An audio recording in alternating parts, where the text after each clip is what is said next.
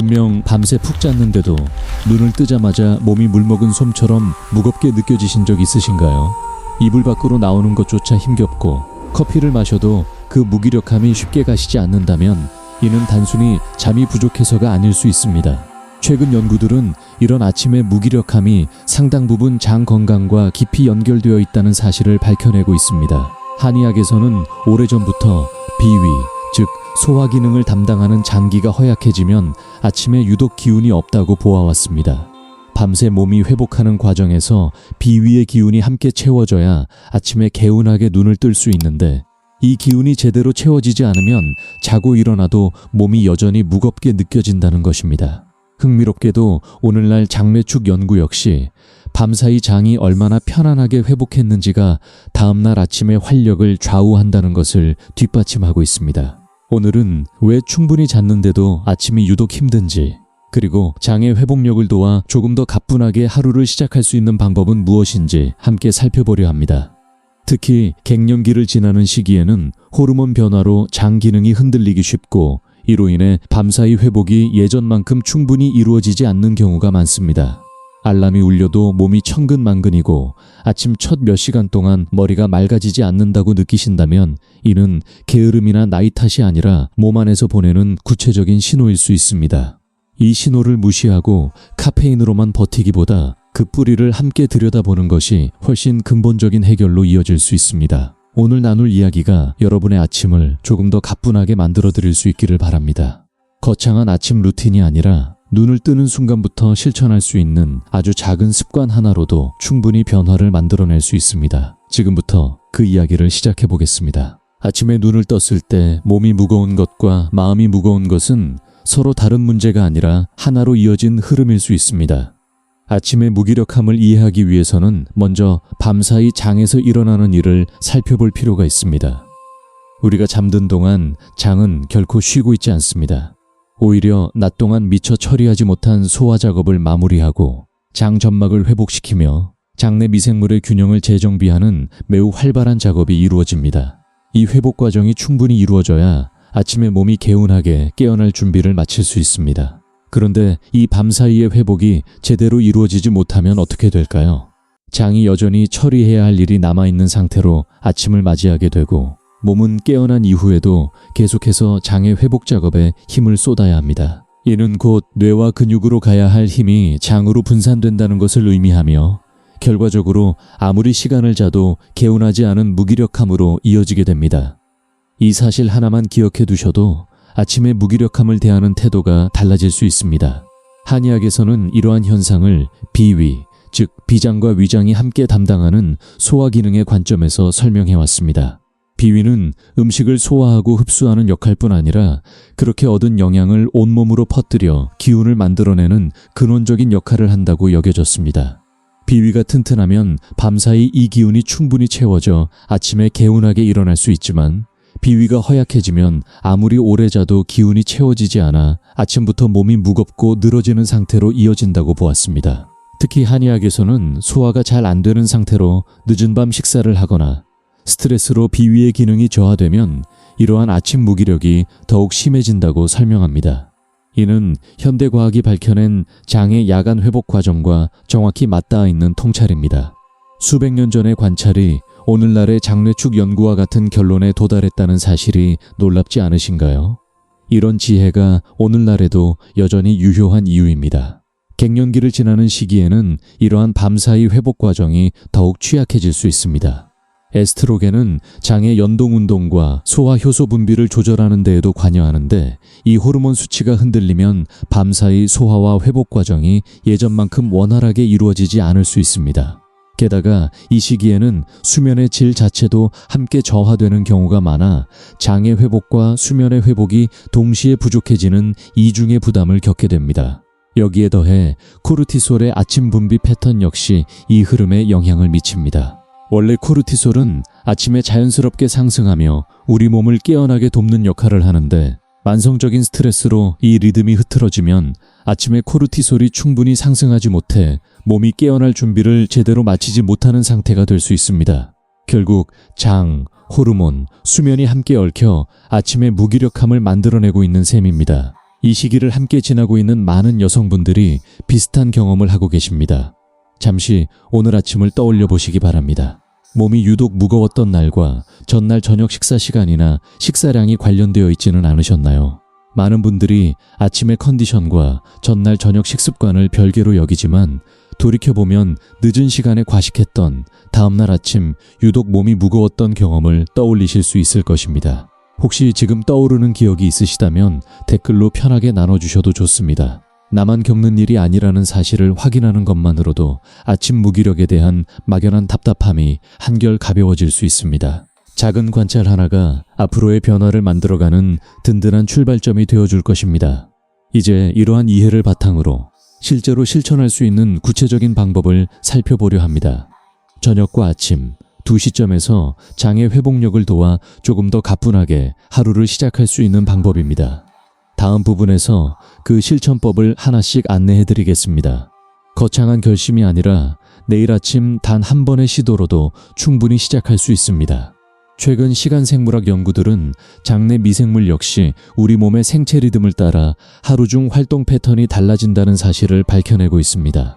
특히 밤 시간대에는 특정 유익균들이 더욱 활발하게 활동하며 장벽을 회복시키고 염증을 가라앉히는 작업을 진행하는데 늦은 식사나 불규칙한 수면은 이 리듬을 방해해 회복 작업이 충분히 이루어지지 못하게 만들 수 있습니다. 이는 무기력함이 단순히 의지의 문제가 아니라는 것을 다시 한번 보여줍니다. 그래서 오늘 안내해드릴 방법은 아침에만 국한된 것이 아니라 전날 저녁부터 이어지는 하나의 흐름으로 이해해 주시면 좋겠습니다. 저녁 시간의 작은 선택이 다음날 아침의 컨디션을 결정짓는 중요한 열쇠가 될 수 있습니다. 이러한 이해가 하루하루를 살아가는데 작은 위로가 되기를 바랍니다. 아침의 무기력함을 이야기할 때 빼놓을 수 없는 것이 바로 미주신경입니다. 미주신경은 장과 뇌를 잇는 핵심 통로로 밤사이 부교감신경이 우세한 상태에서 아침이 되면 교감신경으로 서서히 전환되는 과정을 관장합니다. 이 전환이 부드럽게 이루어져야 몸이 자연스럽게 활동 모드로 접어들 수 있는데 장이 밤사이 충분히 회복하지 못한 상태라면 이 전환 자체가 매끄럽지 않게 이루어질 수 있습니다.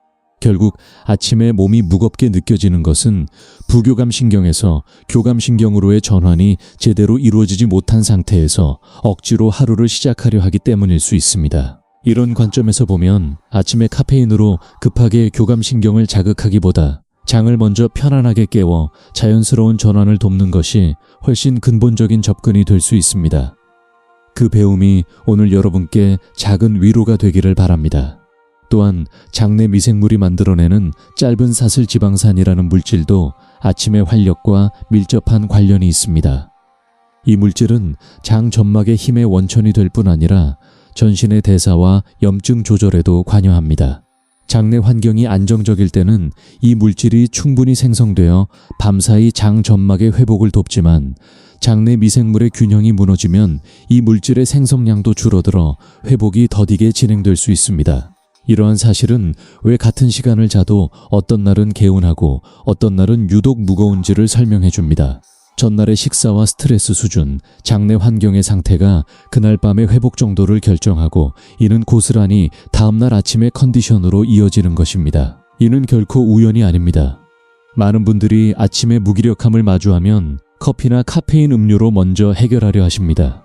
물론 이런 방법이 일시적으로 각성 효과를 줄 수는 있지만 근본적인 회복 부족을 해결해 주지는 못합니다. 오히려 카페인에 지나치게 의존하게 되면 몸이 스스로 아침을 준비하는 자연스러운 능력이 오히려 약해질 수 있습니다. 이런 관점의 전환은 아침을 맞이하는 태도 자체를 바꿔놓습니다. 무기력함을 카페인으로 억지로 덮으려 하기보다 그 뒤에 있는 몸의 회복 상태를 먼저 살펴보는 여유를 갖게 되는 것입니다. 이 여유는 단순한 마음가짐의 문제가 아니라 실제로 장의 회복력을 높이는 방향으로 이어질 수 있습니다. 이러한 태도의 변화는 단순히 심리적인 위안에 그치지 않습니다. 몸의 회복 상태를 먼저 살피는 습관이 자리 잡으면 무기력함이 심해지기 전 미리 신호를 알아차리고 대응할 수 있는 능력도 함께 자라나게 됩니다. 장 건강과 아침 컨디션의 관계를 이해하는 데 있어 또 하나 눈여겨볼 부분은 빛에 대한 노출입니다. 아침에 자연광을 쬐는 것은 생체 리듬을 조절하는 핵심 신호가 되는데 이 신호는 장내 미생물의 활동 리듬에도 영향을 미칩니다.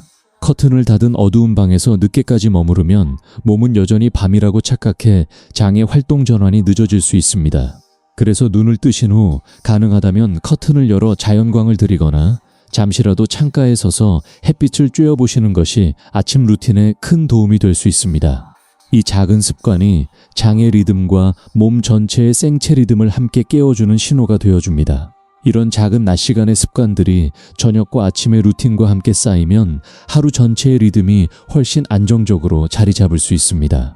지금까지 살펴본 내용을 정리해보면 아침의 무기력함은 단순히 수면 시간의 문제가 아니라 장의 야간 회복, 미주신경의 전환, 호르몬 리듬, 그리고 빛 노출까지 얽혀있는 복합적인 현상이라는 것을 알 수 있습니다.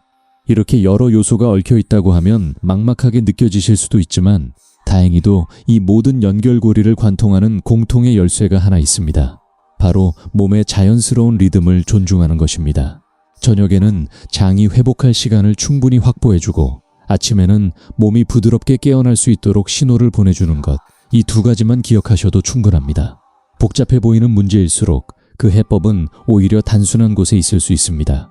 이렇게 몸 전체를 하나의 흐름으로 바라보는 시각을 갖게 되면 아침의 무기력함이라는 하나의 증상만 따로 떼어놓고 해결하려 애쓰기보다 삶의 리듬 전체를 조금씩 조정해 나가는 방향으로 자연스럽게 시선이 옮겨가게 됩니다. 가족이나 직장에서의 하루를 시작하는 데 있어 아침의 컨디션은 생각보다 큰 영향을 미칩니다. 무기력한 상태로 하루를 시작하면 사소한 일에도 쉽게 지치고 예민해지기 쉽습니다. 반대로 몸이 가뿐한 상태로 아침을 맞이하면 같은 하루도 훨씬 여유롭게 대처할 수 있는 힘이 생깁니다. 이는 단순히 기분의 문제가 아니라 몸이 하루를 시작할 준비를 얼마나 잘 마쳤는지에 따라 실제로 달라지는 신체적 반응입니다. 그렇기에 아침의 무기력함을 대수롭지 않게 넘기기보다 그 원인을 찬찬히 살펴보고 다독이는 것이 하루 전체의 질을 좌우하는 중요한 출발점이 될 수 있습니다. 오늘 나눈 이야기를 통해 아침을 대하는 시선이 조금은 더 너그러워지셨기를 바랍니다. 한의학에서 비위를 다스리는 방법으로 가장 강조했던 것 중 하나가 바로 규칙적인 식사와 적당량의 섭취였습니다. 지나치게 많이 먹거나 지나치게 적게 먹는 것 모두 비위에 부담을 준다고 보았으며 특히 저녁에는 소화가 부담스럽지 않을 정도의 적당한 양을 규칙적인 시간에 섭취하는 것을 권장했습니다. 이는 현대 영양학에서도 유효한 원칙으로 과식이 밤사이 소화 부담을 늘려 회복을 방해한다는 사실과 정확히 일치합니다. 또한 한의학에서는 차가운 음식을 저녁 늦게 섭취하는 것이 비위의 기운을 상하게 한다고 보았습니다. 차가운 성질의 음식은 소화기관의 활동을 둔화시킬 수 있어 특히 저녁 시간대에는 따뜻하고 소화가 잘 되는 음식을 선택하는 것이 장의 회복에 도움이 될 수 있습니다. 이러한 전통적 지혜를 오늘의 생활 속에 자연스럽게 녹여내는 것이 거창한 변화 없이도 몸을 돌보는 가장 현실적인 방법이 될 수 있습니다. 많은 시청자분들이 아침마다 반복되는 무기력함을 자신의 나이 탓 혹은 체력이 예전만 못해서라고 여기며 자책하시곤 합니다. 하지만 지금까지 살펴본 내용을 종합해보면 이는 나이의 문제라기보다 밤사이 몸이 얼마나 충분히 회복할 수 있는 환경을 갖추었는지의 문제에 훨씬 가깝습니다. 장의 회복, 호르몬의 리듬, 빛에 대한 노출까지 이 모든 요소가 조금씩 조정되면 나이와 관계없이 충분히 개선될 수 있는 부분입니다. 이러한 이해는 단순한 위안을 넘어 실질적인 힘이 됩니다.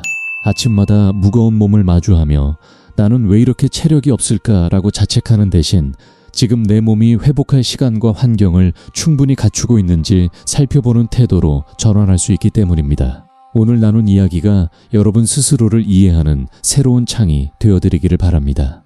장 건강과 아침 컨디션의 관계를 이야기할 때 스트레스가 미치는 영향도 빼놓을 수 없습니다. 전날 저녁까지 이어진 스트레스와 긴장은 코르티솔 수치를 높은 상태로 유지시켜 밤사이 몸이 충분히 이완되지 못하게 만듭니다. 이완이 부족한 상태에서는 장 역시 편안하게 회복 작업에 집중하기 어려워지며 이는 고스란히 다음날 아침에 무기력함으로 이어질 수 있습니다. 그래서 저녁 시간에 하루의 스트레스를 조금이라도 내려놓는 작은 의식을 갖는 것이 중요합니다.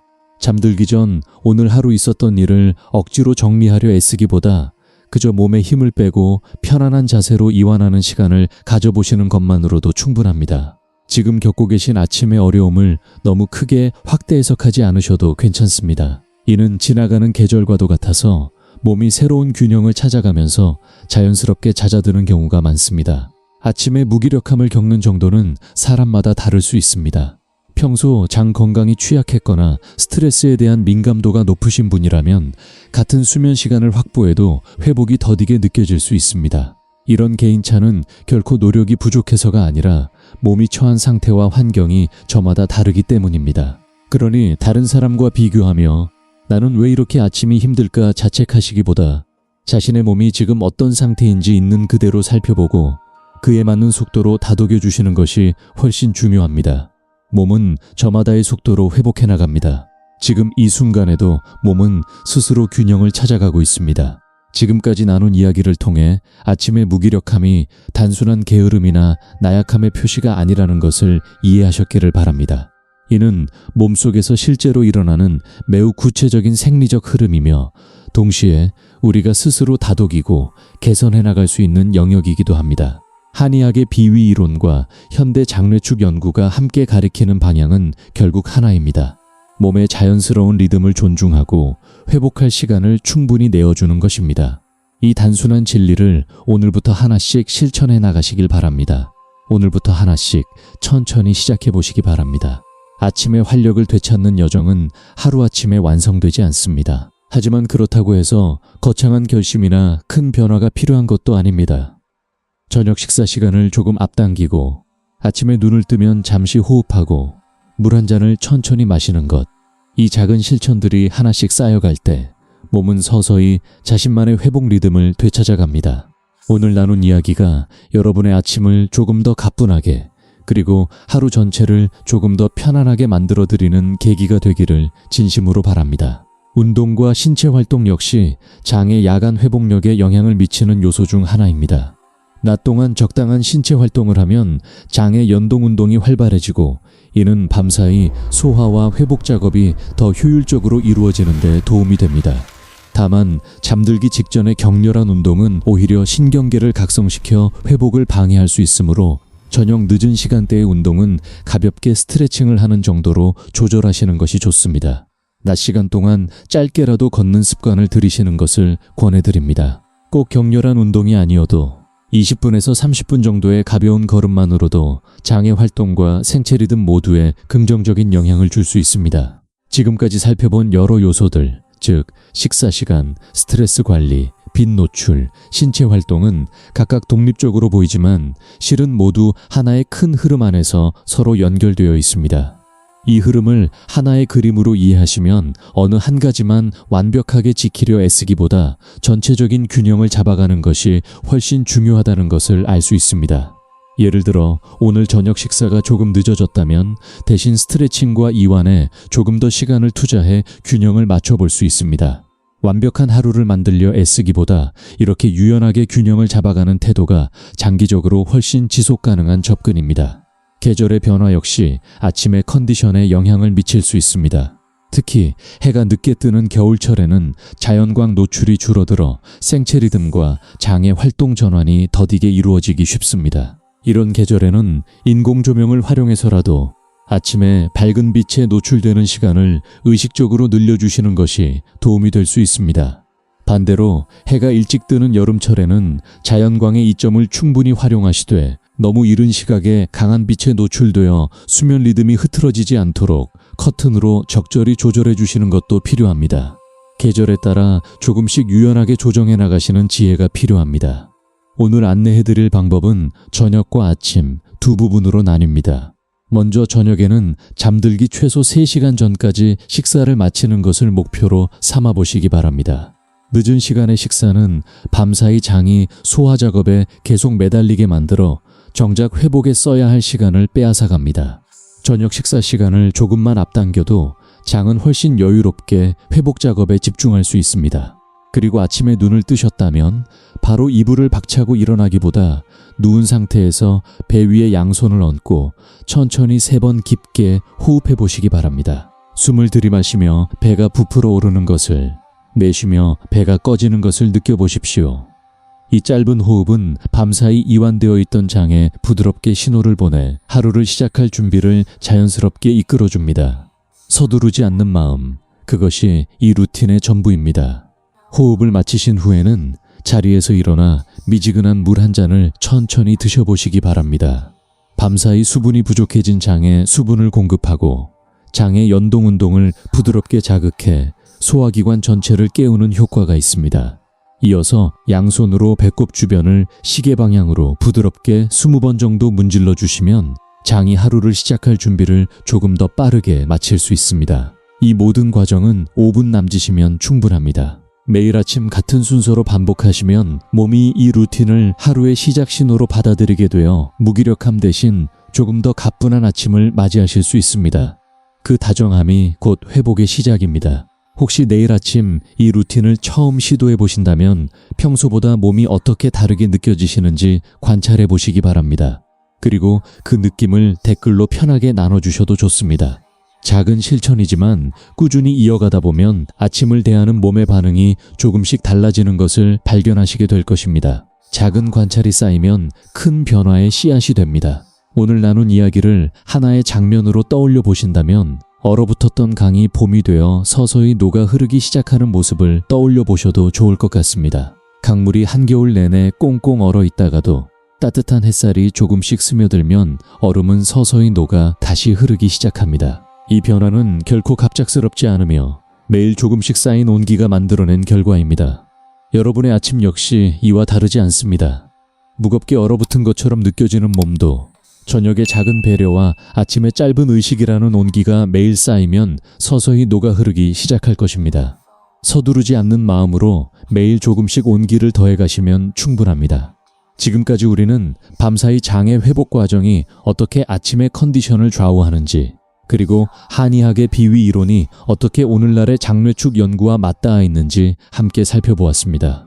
저녁 식사 시간을 앞당기는 작은 선택과 아침의 호흡과 물 한 잔, 그리고 배 마사지가 만나는 이 루틴은 특별한 도구 없이도 오늘부터 바로 시작하실 수 있는 방법입니다. 무엇보다 이 방법의 가장 큰 장점은 그 부드러움에 있습니다. 억지로 몸을 채찍질하며 하루를 시작하는 대신 몸이 스스로 깨어날 준비를 할 수 있도록 다정하게 신호를 보내는 것입니다. 내일 아침 그 첫 호흡을 시작해 보시는 것은 어떨까요? 그 짧은 시작이 여러분의 하루 전체를 조금 더 편안하게 바꾸어 놓는 계기가 되어줄 것입니다. 이 루틴에 대해 자주 받는 질문을 나눠보겠습니다. 먼저 물을 마신 직후 바로 아침 식사를 해도 되는지 궁금해하시는 분들이 많은데 배 마사지까지 마치신 후 10분 정도 여유를 두고 식사하시는 것을 권해드립니다. 장이 충분히 깨어난 상태에서 첫 식사를 받아들여야 소화가 훨씬 원활해집니다.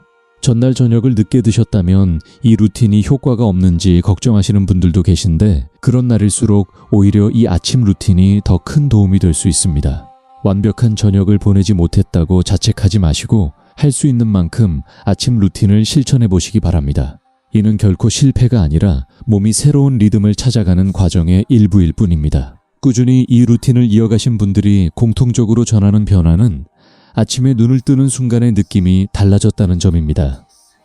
예전에는 알람을 몇 번씩 미루며 억지로 눈을 떴다면 이제는 몸이 스스로 깨어날 준비가 되었다는 느낌을 받는다고 말씀하십니다.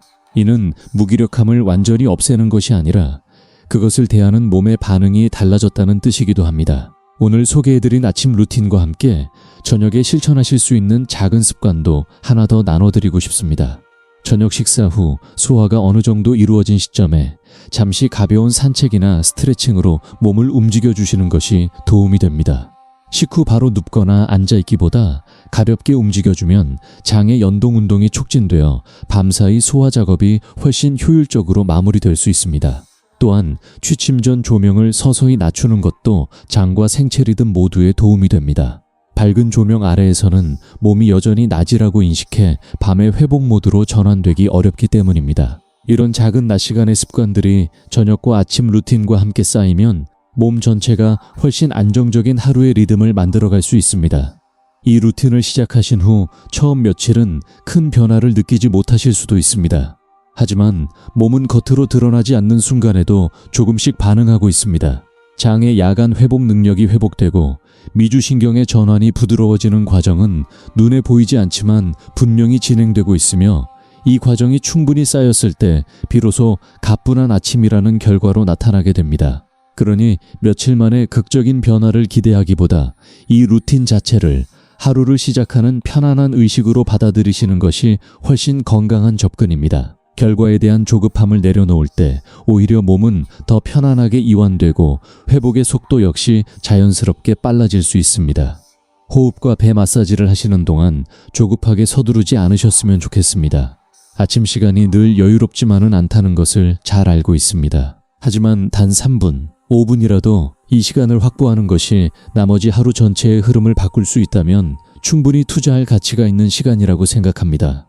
만약 정말 시간이 촉박한 아침이라면 호흡 3번만이라도 놓치지 말고 실천해 보시기 바랍니다. 가장 짧은 형태로라도 몸에게 신호를 보내는 것이 아무것도 하지 않는 것보다 훨씬 큰 차이를 만들어낼 수 있습니다. 몸은 우리가 생각하는 것보다 훨씬 더 섬세하게, 그리고 훨씬 더 성실하게 스스로를 회복시키려 애쓰고 있다는 것을 기억해 주시기 바랍니다. 이 방법에 대해 조금 더 나눠보고 싶은 이야기가 있습니다. 첫 며칠은 오히려 평소보다 몸이 더 무겁게 느껴질 수도 있습니다. 이는 몸이 새로운 리듬에 적응하는 과정에서 나타날 수 있는 자연스러운 현상이니 걱정하지 않으셔도 됩니다. 보통 일주일에서 2주일 정도 꾸준히 실천하시면 몸이 이 새로운 리듬을 받아들이며 점차 가뿐함을 느끼기 시작하실 것입니다. 주말이나 휴일에도 가능하면 평일과 비슷한 시간대에 잠들고 일어나시는 것이 리듬을 유지하는 데 도움이 됩니다. 물론 완벽하게 지키기 어려운 날도 있겠지만 큰 틀에서의 규칙성만 유지하셔도 충분한 효과를 기대하실 수 있습니다. 그 여정을 오늘 밤부터 함께 시작해 보시면 어떨까요? 한 시청자분은 몇 주간 이 루틴을 이어간 뒤 예전 같으면 오전 내내 몽롱했던 정신이 훨씬 빠르게 맑아지는 것을 느꼈다는 이야기를 전해주셨습니다. 커피를 줄였는데도 오히려 몸이 가뿐해졌다는 경험을 나눠주신 분들도 여러 명 계셨습니다. 이는 카페인으로 억지로 각성 상태를 만드는 것보다 몸이 스스로 깨어날 준비를 마치는 것이 훨씬 지속 가능하고 안정적인 방법이라는 것을 보여줍니다. 물론 개인차는 있으며 모든 분이 같은 속도로 변화를 경험하시는 것은 아닙니다. 하지만 꾸준히 실천하신다면 대부분의 경우 몇 주 안에 아침을 대하는 몸의 반응이 조금씩 달라지는 것을 느끼실 수 있을 것입니다. 여러분도 오늘 밤부터 이 작은 실천을 시작해 보시고 시간이 지나며 어떤 변화가 느껴지시는지 관찰해 보시기 바랍니다. 마지막으로 한 가지 당부드리고 싶은 것은 이 루틴을 또 하나의 해야 할 일 목록으로 여기지 않으셨으면 하는 점입니다. 억지로 해내야 하는 숙제가 되는 순간 그 자체가 또 다른 스트레스 요인이 되어버릴 수 있습니다.